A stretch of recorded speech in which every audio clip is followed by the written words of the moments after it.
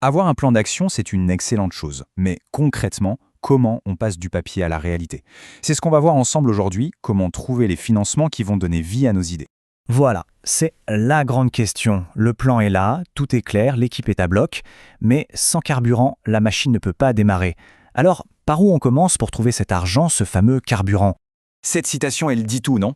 C'est une vérité de base, mais elle est essentielle. Les meilleures idées du monde, elles restent des idées si personne ne met les moyens pour les concrétiser. C'est vraiment ce qui fait la différence entre un rêve et un projet qui a un impact. Il faut voir le financement non pas comme une contrainte, mais vraiment comme la suite logique de toute la démarche. C'est la dernière pièce du puzzle, celle qui vient tout assembler et qui donne un sens à tout le travail qu'on a fait en amont. En fait, tout s'articule de façon très simple. D'abord, on a le plan d'action, c'est le quoi. Ensuite, le budget, qui répond dans la question « combien ça coûte ?» Et enfin, le financement, qui vient boucler la boucle « d'où viendra l'argent ?» Chaque étape prépare la suivante. C'est imparable. Et ça, c'est le nerf de la guerre. Un financeur, il ne mise pas juste sur une vague idée. Il investit dans un projet qui inspire confiance.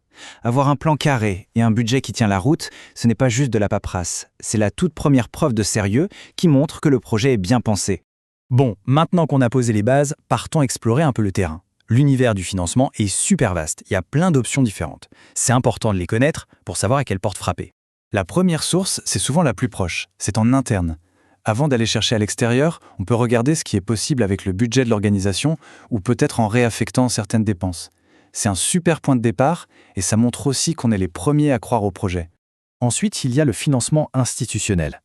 Là, on parle des acteurs publics, les universités, les régions, les ministères. Ces organismes, ils ont des missions d'intérêt général et ils cherchent à soutenir des projets qui sont en phase avec leurs propres objectifs. Alors ça, c'est une option très très courante. Beaucoup d'organismes, que ce soit au niveau national ou international, lancent ce qu'on appelle des appels à projets sur des thèmes bien précis. En gros, c'est une compétition où les meilleures propositions sont retenues et financées. Le partenariat, c'est un peu différent. Là, il n'est pas seulement question d'argent. Un partenaire peut apporter une compétence technique, un carnet d'adresses, du matériel. C'est une aide qui a parfois autant de valeur qu'un chèque. Et bien sûr, il ne faut pas oublier le secteur privé. Ça peut être des entreprises, des fondations qui soutiennent des causes spécifiques, d'autres ONG, et même le financement participatif où des particuliers contribuent. Les possibilités sont vraiment larges. D'accord, connaître toutes ces options, c'est une chose. Mais comment on fait pour identifier les plus intéressantes pour son projet? C'est une étape clé pour ne pas perdre son temps et son énergie. La toute première question à se poser, elle est fondamentale. Qui est directement touché par le problème? En identifiant ces personnes, on peut ensuite trouver des financeurs dont la mission, c'est justement d'aider ces publics-là. C'est logique. Dans la même veine, on se demande à qui profite la solution. Qui a intérêt à ce que le projet réussisse? Ces acteurs-là, publics ou privés, ce sont des alliés potentiels et donc des financeurs possibles. Et la dernière question, elle est beaucoup plus pratique. Une organisation peut adorer l'idée, mais est-ce qu'elle a le bon programme pour la financer? Est-ce que le projet rentre dans ces cases, les thèmes, les montants, le calendrier? Il faut que ça colle. En fait, en répondant à ces 3 questions, on se dessine une carte, une véritable feuille de route des financeurs les plus pertinents. Et ça fait gagner un temps fou, et ça augmente considérablement les chances de succès. Ok, les cibles sont identifiées. Maintenant, il faut préparer l'arme de persuasion massive, le dossier de demande de financement.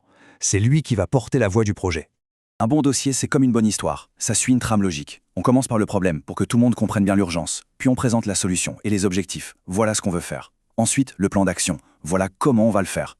Le budget détaillé pour chiffrer les moyens nécessaires. Et enfin, les résultats attendus. Voilà l'impact qu'on vise. C'est cette cohérence qui est super convaincante. On ne le dira jamais assez. Un dossier qui est clair, complet, bien présenté, c'est une marque de respect pour le financeur. Mais c'est surtout la preuve que le projet est sérieux. Et comme c'est souvent le seul contact qu'on a avec eux au début, il a intérêt à être parfait. Pour finir, il faut vraiment voir le financement comme un pont. Le pont qui nous fait passer de la rive de la planification à celle de l'action, de l'impact sur le terrain. C'est lui qui rend tout possible.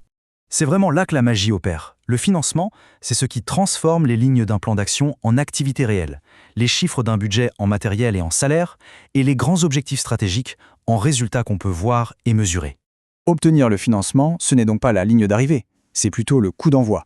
Parce qu'une fois que les fonds sont là, une nouvelle question se pose, tout aussi importante. Comment on va faire pour évaluer et montrer que cet investissement en valait vraiment la peine? Mais ça, c'est une autre histoire.